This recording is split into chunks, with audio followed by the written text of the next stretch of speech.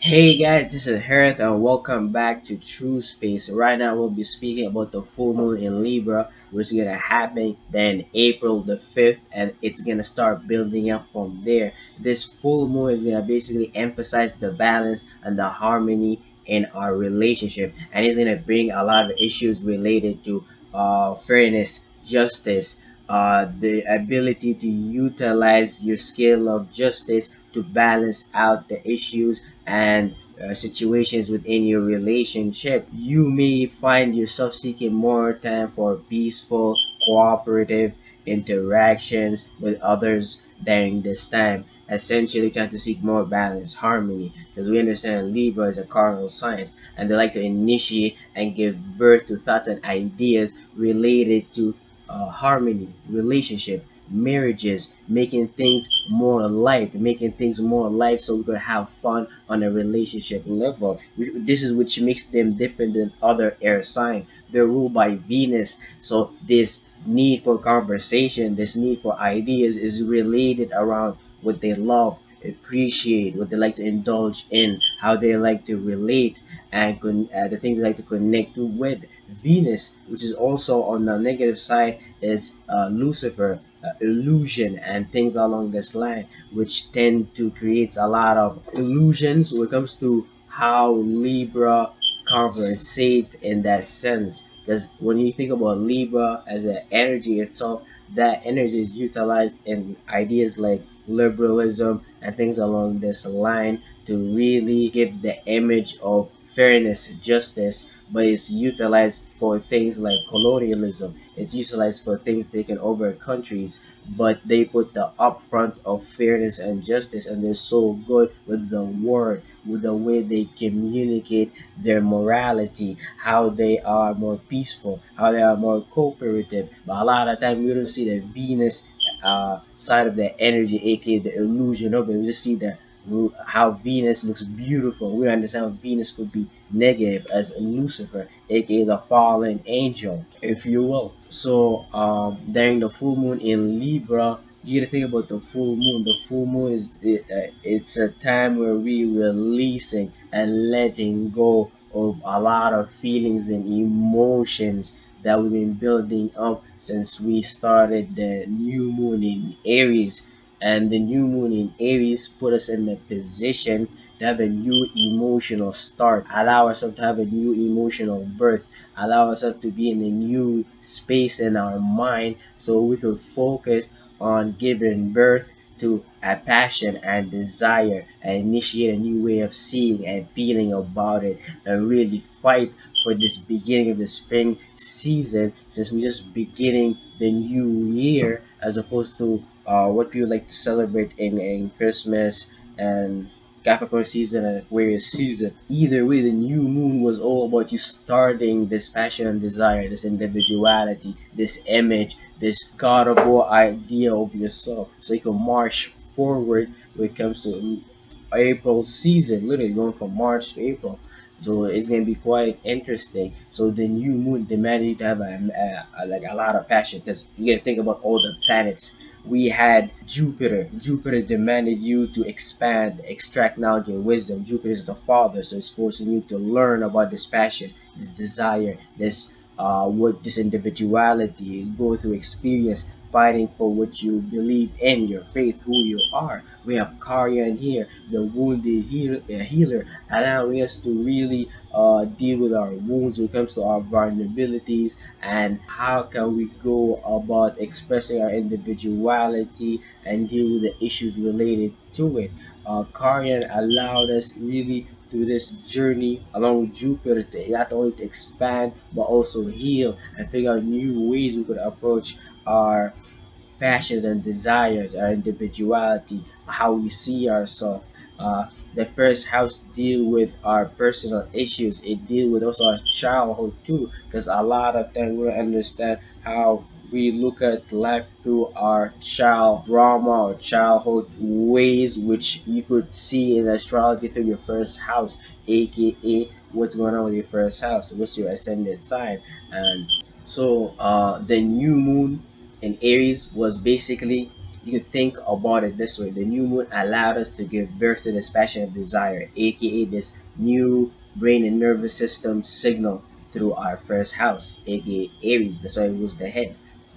Then after that, the moon went to Taurus, allowing us to stabilize and ground that passion and desire, allowing us to stabilize the nervous system signal that we just started with the new moon in Aries, and that allows us to expand on it and build on it with the Uranus. They're adding uniqueness and originality. Also, with the North Node being there and Venus there, adding a lot of spirituality, a sense of desire to connect with this value, this sense of stability that is going to get so hopefully got supported. But what we initiate with the new moon in Aries, and after that the move into Gemini, allowing us to add wings, allowing us to add ways of communicating and analyzing and arguing, creating a word around this value that we just stabilize based upon what we gave birth to with the new moon in Aries, and that gave us a lot of wings. And hopefully we did not get lost in ways of communicating this without actually bringing up the value that we developed with the moon being in Taurus, which was very important to ground us first, develop stability. If we don't develop stability, then we will be communicating a lot of useless things. Our words will not have any weight to them. This is why Taurus comes before Gemini, and that's important. So you need a balance between these two energies. So after that, the move into Cancer, allowing us to emotionally connect with this passion and desire that we gave birth to the new moon in Aries, which was quite hard because that was a square. This was the time for us to cool down, relax, try to get comfortable, make this passion and desire, this individuality, something we could connect with on a heart level, which is very important, really, because we can't really go to our business side as Capricorn or midheaven if we can't first get comfortable with a vision, a passion, a desire, and individuality, and make it part of our self before we go present it to the public world. Capricorn. This is why the moon going to Cancer was very important to get a cooling effect of all this energy that's going on with this Aries stellium, really, because we had Jupiter there, Mercury there, Chiron is there, Sun is there, allowing us to really spark that passion and desire. But the moon in Cancer brought the almost a cooling effect and the necessary learning opportunity to balance it out with our home and family. And considering that too, that Mars was also in Cancer, the ruler of Aries, which is telling us essentially that we can go full force at our passion and desires because the ruler of Aries, our nervous system, is a Cancer, our home, family, our immune system, lymphatic system. So you get as debilitated, so it's hard for it to express its energy fully. It's almost like we're trying to move forward, but we gotta take care of family, home, emotions, things related to that, learning how to be aggressive about things that we're emotionally connected to, so to make a lot more sense of our home life, which is important. We don't put a lot of Mars passion desire to our family, so it's necessary here. Then the moon went to Leo, allowing us to go express our truth, entertain ourselves on the stage, so show the world how we're stubborn and fixated on the passion and desire that we created with the new moon in Aries through entertaining it, having fun with it, or maybe being prideful with it, or being too expressive here, because we're having this good ass trine energy, which allows us to express a lot of good energy, uh, especially with all those with the planets in Aries, the stellium. So that's very important. Then the moon went into Virgo, allowing us to harvest and practicalize and analyze what we did so far with the moon in Leo, aka where we self expressed ourselves, where we went on the stage, where we entertained ourselves and showed the world who we are under like the opposition with Pluto in Aquarius, which demanded a high level of practicality with our associate, so we could be acceptable. Then the moon after that is gonna go into Libra, and that's where we're gonna balance out and learn how to be more harmonious, create more fairness and justice, show more liberalism in the area of a relationship, in the area of our married life, in the area of the people we're connected with, which is quite important because a lot of time our individuality, aka our first house, we cannot fully develop. We cannot fully develop the awareness of it if we come into interaction with other people. This is why the first house is opposite the seventh house, really, because Aries like to separate because they deal with the fire element, where they like to burn through reality, while Libra they like to connect, they like to communicate and things like that. So that's what kind of make them different. But it's necessary to learn how to separate, but also learn how to connect on a communicative level. If you don't separate to develop your individuality, then you will have nothing to communicate and connect with other people on a relationship level with. And a lot of times that's what Libra miss because they're heavily focused on relationship and they forget who they are. They forget their individuality, so they can't really enjoy their relationships to the fullest extent because the relationship became who they are. On the other end, Aries, they separate too much to the point that they can't even relate to no one and they can have a relationship. So that's also negative. So we should definitely watch out for these energies gonna be happening because we're gonna have this full moon in Libra opposite the sun, conjuncting Chiron in Aries, and that's gonna bring a lot of challenging issues related to relationship and healing and balance and harmony in our relationship because Karya and Aries represent like the wounded healer, which is the archetype, which can bring a lot of past traumas, emotional wound, and then the full moon is highlighting the aspect of your relationship that might bring the aspect of vulnerability and the need for you to put more emotions, feelings, aka the water element, so we could deal with these things. Since Libra is an air sign, so a lot of times they might know how to connect to their relationship on a logical level, but they may not know how to put their emotions and feeling behind it, like Cancer, which make it more personal. While Libra appear to be personal, but it may not be really. So during this time, this opposition is gonna really force us to learn how to bring more balance to the way we go about our passions and desires, since it's the main theme here. And the full moon is trying to bring more balance, it's trying to bring more harmony through allowing you to letting go of what is no longer serving you, essentially for your individuality, for this passion and desire that you've been developing. And this full moon negative end might even show you what type of relationship that's taken away, say, from your individuality, your passion and desire, but also it's going to show you positively where you need to show more balance, harmony, communicate more, initiate more relationships, balance out this individuality so you can bring out more of that individuality, so you can bring out more of that passion and desire, so it can make more sense to the world.